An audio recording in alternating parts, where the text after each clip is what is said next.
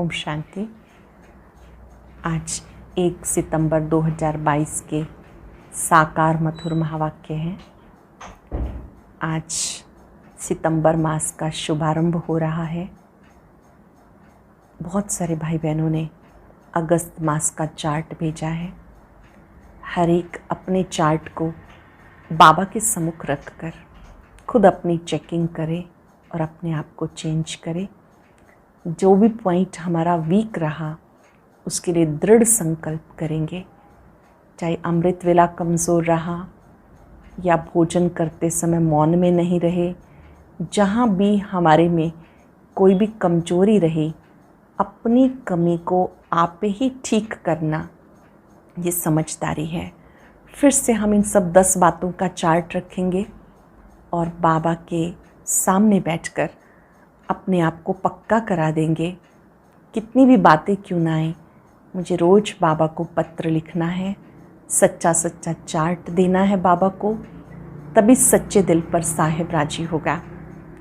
आज वरदानी दिवस पर बाबा ने बहुत विशेष बात हम बच्चों को समझाई कि आप ब्राह्मण आत्माएं देवताओं से भी उत्तम हो, आप ईश्वरीय संतान हो, आप में बहुत रॉयल्टी होनी चाहिए। आपका उठना, बैठना, चलना, फिरना, सब में रॉयल्टी होनी चाहिए।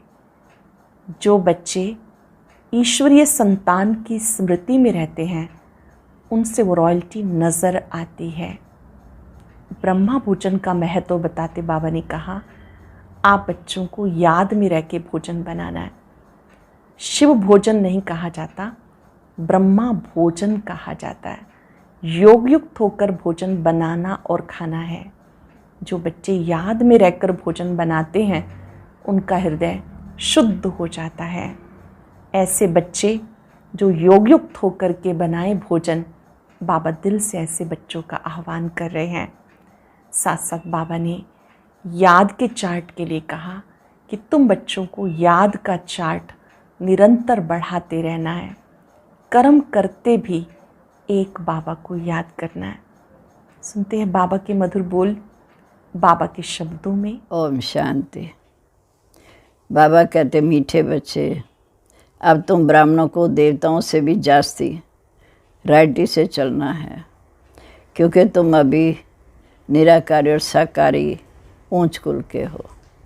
शिव बाबा के भी बच्चे हो, ब्रह्मा बाबा के भी बच्चे हो। प्रश्न है, किन बच्चों का मुखड़ा, चेहरा फूल की तरह खिला हुआ होगा? उत्तर, जिन्हें गुप्त खुशी होगी कि बाप से हम बेहद का वर्षा लेकर विश्व का मालिक बनते हैं। जिन्हें गुप्त खुशी होगी कि बाप से बेहद का वर्षा लेकर हम विश्व के मालिक बनते हैं। दूसरा, जो ज्ञान और योग से सतो प्रधान बनते जा रहे हैं, आत्मा पवित्र होती जाती है, ऐसे बच्चों का मुखड़ा फूल की तरह, ऐसे बच्चों का मुखड़ा फूल की तरह खुशी में खिला हुआ रहेगा। आत्मा में ताकत आती जाएगी।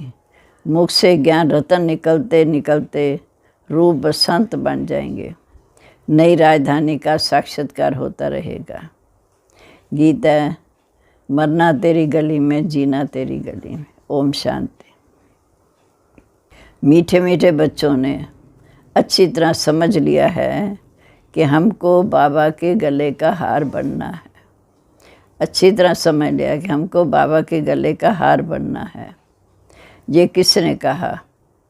आत्मा ने कहा, अभी आपके गले का हार बनना है। दे अभिमान छोड़ना है। अभी हम रुद्रमाला में पिरोए जाएंगे, बाबा के गले का हार। आत्मा परमात्मा की संतान है, उनसे अब हम वर्षा ले रहे हैं। बच्चों को ये नशा रहना चाहिए, तो बुद्धि शिव बाबा के पास चली जाएगी। हम आत्मा उनकी संतान हैं। अभी ब्रह्मा द्वारा हम शिव बाबा के पोत्रे बने। निराकार शिव बाबा, साकार ब्रह्मा बाबा। बाप है ऊंचे से ऊंचा। मनुष्य जो ऊंचे धनवान होते हैं वह बड़ी राइटी से रहते हैं। अपनी पोजीशन का उनको नशा रहता, तुम बच्चों को अंदर में बहुत खुशी होनी चाहिए। बाप की याद में रहना यही देही अभिमानी अवस्था है जिसमें तुम्हारा बहुत फ़ायदा है। तुम बच्चे जानते हो हम इस समय ईश्वर की संतान, ब्रह्मा की संतान हैं। बाबा कहते बच्चे तुम मेरे बच्चे ही हो, अब तुमको ब्रह्मा द्वारा मैं अडॉप्ट करता हूँ। आत्मा रूप में तुम मेरे बच्चे हो, अब मैं ब्रह्मा द्वारा तुम्हें अडॉप्ट करता हूँ। तुम्हें ये नशा रहना चाहिए। हम निराकारी और साकारी ऊंच ब्राह्मण कुल के हैं, अपने को ब्राह्मण समझना है। हम ईश्वरी संतान ब्रह्मा की औलाद हैं। तुम जानते हो हम ब्राह्मण ही सो देवता बन रहे हैं। ये कभी भूलना नहीं चाहिए कि हम ब्राह्मण ही सो देवता बन रहे हैं। तुम ब्राह्मणों को देवताओं से भी अधिक वैरायटी से चलना है क्योंकि तुम्हारा मूल्य जीवन अभी बन रहा है। ये जीवन बड़ा अमूल्य है। पहले कौड़ी जैसा था, अब हीरे जैसा बनता है, इसलिए तुम्हारी महिमा है। मंदिर भी तुम्हारे यादगार बने हुए हैं। सोमनाथ जिसने देवताओं को ऐसा बनाया उसका यादगार है, शिव बाबा का यादगार है, तुम्हारा भी यादगार है। सोमनाथ ने अविनाशी ज्ञान रतन दिए, शिव बाबा ने अविनाशी ज्ञान रतन दिए, तो उनका मंदिर कितना अच्छा बना हुआ है, हीरे कोहनूर हीरे का बना हुआ। तुम जब गीत सुनते हो तो जानते हो अभी हम शिव बाबा के गले का हार बन रहे हैं। बाबा हमको पढ़ाते हैं, हमको पढ़ाने वाला कौन, ये कितनी खुशी होनी चाहिए। पहले अल्लाह बे पढ़ते हैं तो पट पर बैठ पढ़ते हैं, फिर बेंच पर पढ़ते हैं, फिर कुर्सी पर पढ़ते हैं, पर प्रिंस तो कॉलेज में कोच पर पढ़ते हैं। उनको पढ़ाने वाला कोई प्रिंस नहीं होता, वह फिर भी कोई टीचर होता है, परंतु मर्तबा तो प्रिंस का ऊंच होता है। तुम तो सतयुगी प्रिंस से भी ऊंचे हो।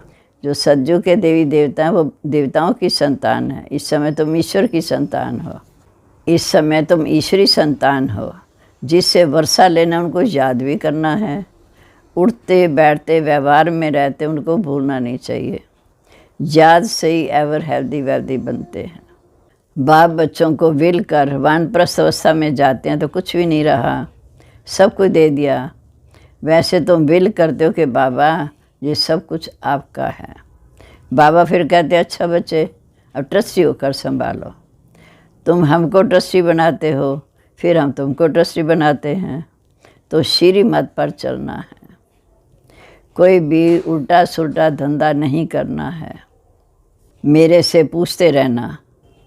कोई ये भी नहीं जानते कि बच्चों को भोजन कैसा खाना चाहिए। ब्रह्मा भोजन की बहुत महिमा है। देवताएं भी ब्रह्मा भोजन की आश रखते हैं, तभी तो तुम ब्रह्मा भोजन ले आते हो। इस ब्रह्मा भोजन में बहुत ताकत है। आगे चल भोजन योगी लोग बनाएंगे, अभी तो पुरुषार्थी हैं।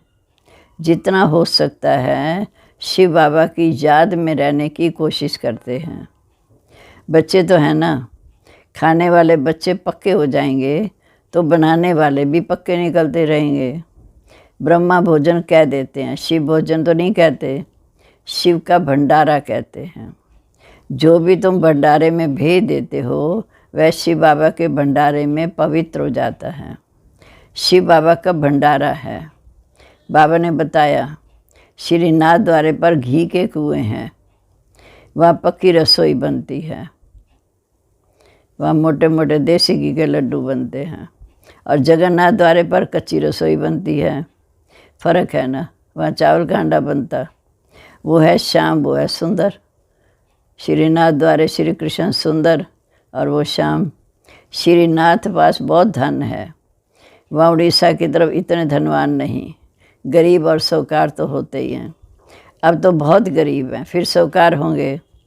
इस समय तुम बहुत गरीब हो, कलयुग के अंत में गरीब हो एकदम। इस समय तुम बहुत गरीब हो, वहाँ तुमको 36 प्रकार के भोजन मिलेंगे। तो ऐसी तैयारियां करनी है ना कैसे ऊंच पद पाने की। बल प्रजा भी 36 प्रकार के भोजन खा सकती है, परंतु रजाई का मर्तबा तो ऊंचा है ना। वहाँ का भोजन तो बहुत फर्स्ट क्लास होगा, सब चीज़ें A1 क्वालिटी की होती हैं। तुम बच्चों को बहुत नशा रहना चाहिए। कोई बड़ा इम्तिहान पास करते हैं तो नशा रहता है ना, तुमको बड़ा ऊंचे से ऊंचा नशा रहना चाहिए कि हमको इस समय स्वयं भगवान पढ़ा रहे हैं, जो सर्व का सद्गति दाता है। बाबा कहते मीठे बच्चे, मैं तुम्हारा ओबीडियंट सर्वेंट हूँ। बाप बच्चों का ओबीडियंट सर्वेंट होता है ना, बच्चों पर बलि चढ़ फिर खुद वानप्रस्थ अवस्था में चले जाते हैं। बाप कहते मैं भी बलि चढ़ता हूँ, परंतु पहले तुम बलि चढ़ते हो, पहले तुम सब कुछ बाप पर बलिहार करते हो। तुम बाप को क्या देते हो? कीचड़ पट्टी, उसकी आवाज़ में तुमको क्या मिलता है? परंतु गरीबी वर्षा लेते हैं, बलिहार जाते हैं। बाबा क्या लेते हैं सोचो, और देते क्या हैं? तुम बच्चों को नशा रहना चाहिए कि हमें बेहद का बाप मिला है। मूत पलीती कपड़ धोए कहते हैं ना, सिख लो कहते हैं। गुरु नानक जी ने ये वाणी चलाई, जिसका ग्रंथ बना हुआ। भारतवासियों को ये भी पता नहीं कि हमारी गीता किसने गाई। गीता का भगवान कौन था, कौन सा धर्म स्थापन किया? वह तो हिंदू धर्म कह देते। गीता का ज्ञान तो शिव बाबा ने दिया संगम पर, और आकर आदि सनातन देवी देवता धर्म की स्थापना की। वह समझते हैं आर्य धर्म था, अब तो सारा भारत अनार्य है। ये तो करके दयानंद ने नाम रखा। पिछाड़ी की जो टालियाँ निकलती हैं उनकी जल्दी जल्दी वृद्धि हो जाती है। तुमको तो मेहनत करनी है, क्योंकि उस धर्म की आत्माएं तो ऊपर से आती हैं, वृद्धि होती। हमें तो मेहनत करनी है पति से पावन बनने की। यहाँ तो शूद्र से ब्राह्मण बनना है। ब्राह्मण बनना कोई मासी का घर थोड़ी, आसान बात थोड़ी है। कई चलते चलते फां हो जाते हैं। बाबा से पूछते हैं कि बाबा इस हालत में मैं क्या करूं? तो बाबा समझ जाते हैं कि सहन नहीं कर सकते। बाबा कहते कोई गला भी काट दे तो भी अपवित्र नहीं बनना। वह तो करके इस एक जन्म के लिए मारेंगे, तुम तो 21 जन्म के लिए अपना भविष्य बनाते हो। चलते चलते फिर माया ज़ोर से थप्पड़ लगाती है, बॉक्सिंग है। फिर जो भूल करते हैं उस पर पछताना होता। बाप समझाते बच्चे तुम ये डिससर्विस करते हो। बाबा का बच्चा बनकर फिर अगर भूल करते हो तो डिससर्विस करते हो, अपवित्र बनते हो तो डिससर्विस करते हो। ये ठीक नहीं है। शिक्षा तो सबको दी जाती है। जैसे कहते हैं ना, घर में बच्चे बहुत तंग करते हैं तो चमाट लगानी पड़ती। बाबा कहते अच्छा, उनके कल्याण के लिए करके थोड़ा कान पकड़ लो, जितना हो सके बड़े प्यार से समझाओ। कृष्ण के लिए भी कहते हैं ना, उनको रस्सी से बांध देते हैं, परंतु ऐसी चंचलता वहाँ होती नहीं। इस समय के बच्चे नाक में दम कर देते हैं। तो बाप समझाते बच्चे मंजिल बहुत ऊंची है। हर बात में पूछो, बाबा युक्तियाँ बताते रहेंगे। हर एक की बीमारी अलग अलग होती है। कदम कदम पर सावधानी लेनी है, नहीं तो धोखा खा लेंगे। बहुत बहुत मीठा बनना है। शिव बाबा देखो कितना मीठा, कितना प्यारा है। बच्चों को भी ऐसे बनना चाहिए। बाप तो चाहेंगे ना कि बच्चा मेरे से भी ऊंचा बने, नाम निकाले। ऐसे फर्स्ट क्लास बनो जो हमारे से भी तुम्हारा ऊंच पद हो। बराबर ऊंच पद देते हैं ना, किसको ख्याल में भी नहीं होगा कि हम विश्व के मालिक बन सकते हैं। तो तुम्हारी चलन बड़ी रायल होनी चाहिए। चलना फिरना बोलना खाना बड़ा राइटी से होना चाहिए। अंदर में बड़ी खुशी होनी चाहिए कि हम ईश्वर की संतान हैं। लक्ष्मी नारायण के चित्र तो प्रत्यक्ष हैं, पर तुम तो गुप्त हो ना। गुप्त पुरुषार्थ कार्य ऐसा बनने का। तुम ब्राह्मणों को ब्राह्मण ही जाने और न जाने कोई। तुम जानते हो हम गुप्त वेश में बाबा से वर्षा ले रहे हैं विश्व के मालिक बनने का। बहुत ऊंचा पद है। इसमें अंदर में बड़ी खुशी रहती है। मुखड़ा फूल की तरह सदा खिला रहना चाहिए। ऐसा पुरुषार्थ करना है, आगे चल तुम्हारा बहुत मान होने वाला है। सन्यासियों राजाओं को भी पिछाड़ी में ज्ञान देना है। जब तुम्हारे में पूरी ताकत आ जाएगी तब सन्यासियों को और राजाओं को भी ज्ञान देना है। ज्ञान और योग बल से तुम्हें सतो प्रधान बनना है। मुख से सदैव रतन निकलते रहें तो तुम रूप बसंत बन जाएंगे। आत्मा पवित्र बनती जाएगी। तुम जितना नज़दीक आते जाएंगे तो अंदर में तुम्हें बहुत खुशी होती रहेगी। अपनी राजधानी का साक्षात्कार भी होता रहेगा। तुमको अपना पुरुषार्थ बहुत गुप्त रीति से करना चाहिए, रास्ता बताना चाहिए। इस समय तुम सब द्रौपदियाँ हो। बाबा कहते ये अत्याचार सहन करने पड़ेंगे बाबा के निमित्त। सज्जू में कितनी पवित्रता है। 100% वाइसलेस वर्ड कहा जाता, अब यह 100% विशेष वर्ड। तुम्हारी बुद्धि में है कि अभी हम शिव बाबा के गले का हार बनने के लिए रूहानी योग की दौड़ी पहन रहे हैं। फिर हम विष्णु के गले का हार बनेंगे। तुम्हारी पहले नस्ल है ब्राह्मणों की, फिर तुम देवता बनते हो, फिर क्षत्रिय बनते हो। उतरती कला में तुम्हें सारा कलब लगता है और चढ़ती कला 1 सेकंड लगता है। निश्चय की बलिहारी। अब तुम्हारी चढ़ती कला है, सिर्फ बाबा को याद करना है। ये तुम्हारा अंतिम जन्म है। गिरने में तुमको 84 जन्म लगते हैं। इस जन्म में तुम चढ़ते जाते हो। बाबा सेकंड में जीवन मुक्ति देते हैं, तो कितनी खुशी रहनी चाहिए। कंट्रास्ट भी किया जाता है कि उस नॉलेज से हम क्या बनेंगे, इससे हम क्या बनेंगे, लॉ की पढ़ाई से क्या बनेंगे, इस पढ़ाई से क्या बनेंगे। ये भी पढ़नी है, वह भी पढ़नी है। बाबा कहते गृहस्थ व्यवहार में रहते भविष्य के लिए पुरुषार्थ करना है। आश्रय और दैवी कुल दोनों से तोड़ निभाना है। एक एक का हिसाब बाबा लेते हैं, फिर उस पर वैसी युक्ति से समझाते हैं कि ऐसे ऐसे चलो। भले कोई गुस्सा करे, परंतु तुम्हें बहुत बहुत मीठा बनना है। कोई गाली दे तो भी तुम्हें मुस्कुराते रहना है। अच्छा, तुम गाली देते हो, हम तुम्हारे पर फूल चढ़ाते हैं तो एकदम शांत हो जाएंगे, 1 मिनट में ठंडे हो जाएंगे। बाबा रांझू रमजबाज है, बहुत युक्तियाँ बताएंगे।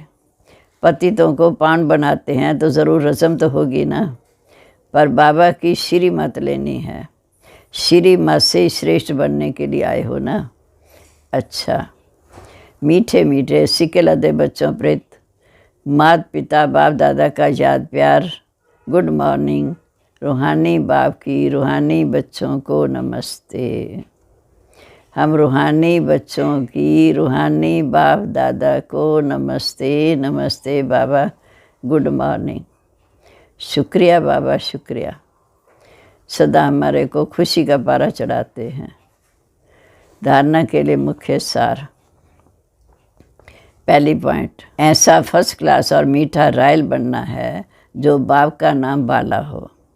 कोई गुस्सा करे, गाली दे तो भी मुस्कुराते रहना है। दूसरा, श्रीमत पर पूरा पूरा ट्रस्टी बनना है। कोई भी उल्टा धंधा नहीं करना है, पूरा पूरा बलिहार जाना है। अब आज का वरदान, पूर्वजपन की समृद्धि द्वारा सर्व की पालना करने वाले शुभ वृत्ति व मनसा शक्ति संपन्न भव। शुभ वृत्ति व मनसा शक्ति संपन्न भव। किसी भी धर्म की आत्माओं को मिलते व देखते हो तो ये समृद्धि रहे कि ये सब आत्माएं हमारे ग्रेट ग्रेट ग्रैंडफादर की वंशावली है। हम ब्राह्मण आत्माएं पूर्वज हैं। पूर्वज सभी की पालना करते हैं। आपकी अलौकिक पालना का स्वरूप है बाप द्वारा प्राप्त हुई सर्व शक्तियाँ अन्य आत्माओं में भरना। जिस आत्मा को जिस शक्ति की आवश्यकता है उसको शक्ति द्वारा पालन करना। इसके लिए अपनी वृत्ति बहुत शुद्ध मनसा शक्ति संपन्न होनी चाहिए। वृत्ति बहुत शुद्ध मनसा शक्ति संपन्न होनी चाहिए। स्लोगन, जिसके पास ज्ञान का विनाशी धन है वही दुनिया में सबसे बड़ा संपत्तिवान है। जिसके पास ज्ञान का विनाशी धन है वही दुनिया में सबसे बड़ा संपत्तिवान है। आज सतगुरुवार, प्यारे बाबा को भोग लगाएंगे, याद करेंगे। ओम शांति। और अब सुनते हैं आज का अव्यक्त ज्ञान मोती।